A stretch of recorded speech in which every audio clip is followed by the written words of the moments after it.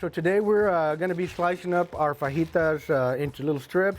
It just makes it a little bit easier if you're in a home setting. Now in a restaurant setting, they will usually cook the whole slab and then slice it or dice it for tacos. This is flap meat, also known as flap steak, known as bavette. We love this cut here at our house because it's usually very marbled, as you can see here. It's also very tender. It's a steak.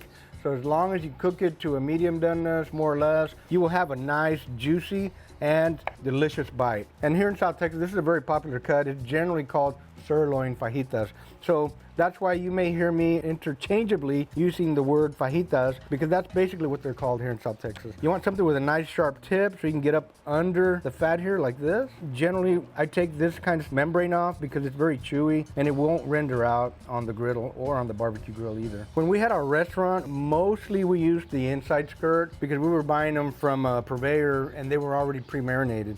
And that's pretty much what most restaurants are going to have, is a pre-marinated inside skirt, because it's the least expensive and the most profitable. But here in our home and in most homes, if you're going to be selecting and buying the meat yourself for home use, you're probably going to want to get something like this. It's tender, it's juicy, and it's super delicious. And it's also less expensive than the outside skirt, which is a very, very tender fajita. So we're gonna cut this strip of meat. The grain runs like this. We're gonna cut it about 1.25 inches wide, about like so. And then we're gonna take these and we're gonna cut them about 1/4 inch thick. It can be 3/8.